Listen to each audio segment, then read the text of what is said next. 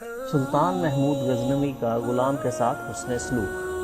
سلطان محمود غزنوی ہندوستان میں اسلامی قومی دور کے معمار اول ہیں، کیونکہ غزنی بھی ہندوستان کا حصہ رہا ہے۔ انہوں نے یہاں کی محکوم قوموں کو حقیقی معنوں میں آزادی دلائی، عدل و انصاف کا نظام قائم کیا، یہاں تک کہ جنگی قیدیوں کے ساتھ حسن سلوک، شفقت اور رحم دلی کا ایسا برتاؤ قائم کیا جس کی مثال تاریخ میں نہیں ملتی۔ درج ذیل واقعہ اسی پر شاہد ہے۔ ایک بار سلطان محمود رحمۃ اللہ علیہ کی ہندوستان کے ظالم حکمرانوں سے جنگ ہوئی اور بہت سے لوگ اس جنگ میں قید ہوئے، جن کو اپنے ساتھ غزنی لے گئے۔ ان میں ایک آدمی بہت ہونہار اور ذہین تھا۔ سلطان نے اس کی صلاحیت معلوم کر کے اس کو ہر قسم کے علوم و فنون کی تعلیم دی۔ جب وہ تعلیم سے فارغ ہوا تو اس کو حکومت کے عہدے دیے گئے، حتیٰ کہ رفتہ رفتہ اس کو ایک بڑے صوبے کا صوبے دار بنا دیا گیا۔ صوبہ غور کی حیثیت اس وقت وہ تھی جو آج کل کے بڑے والی ریاست کی حیثیت ہوتی ہے۔ جس وقت سلطان نے اس کو تخت پر بٹھلایا، سر پر تاج رکھا، تو وہ رونے لگا۔ سلطان نے فرمایا کہ یہ وقت خوشی کا ہے یا غم کا؟ اس نے عرض کیا، جہاں پناہ، اس وقت مجھے اپنے بچپن کا ایک واقعہ یاد آیا، پھر اپنی یہ قدر و منزلت دیکھ کر رونا آ گیا۔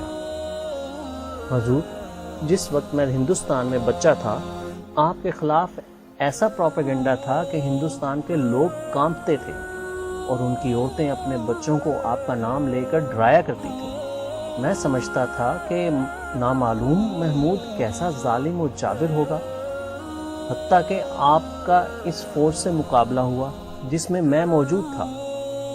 اس وقت میں آپ کے نام سے بھی ڈرا کرتا تھا۔ پھر میں آپ کے ہاتھوں قیدی ہوا تو میری جان ہی نکل گئی کہ بس اب خیر نہیں، مگر حضور نے دشمنوں کی روایات کے خلاف میرے ساتھ وہ برتاؤ فرمایا کہ آج میرے سر پر تاج سلطنت رکھا جا رہا ہے۔ اس وقت مجھے یہ خیال کر کے رونا آ گیا کہ کاش آج میری ماں ہوتی تو میں اس سے کہتا کہ دیکھ، یہ وہی محمود ہے جس کو تو خوف کا حوا بتلایا کرتی تھی۔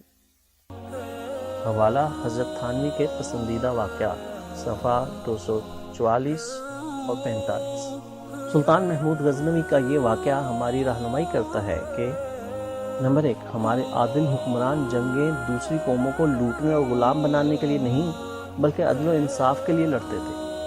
نمبر 2، اسلام میں غلامی کی حقیقت پر بھی اس واقعہ سے روشنی پڑتی ہے کہ غلام صرف جنگی قیدی ہوتے تھے اور ان کو تعلیم و تربیت دے کر اپنے جیسا حکمران بنایا جاتا تھا، یہاں تک کہ محمود و ایاز میں سماجی مساوات ایک ضرب المثل اور شعروں میں استعارہ بن گئی۔ ایک ہی صف میں کھڑے ہو گئے محمود و ایاز، نہ کوئی بندہ رہا نہ بندہ نواز۔ نمبر 3، آج دوبارہ یہی جذبہ انسانیت اجاگر کرنے کی ضرورت ہے۔ اسی پر علامہ اقبال نے مسلمانوں کے زوال کا نوحہ کرتے ہوئے اسی مثال کو پیش کیا ہے، نہ غزنوی میں تڑپ رہی، نہ وہ خم ہے زلف ایاز میں۔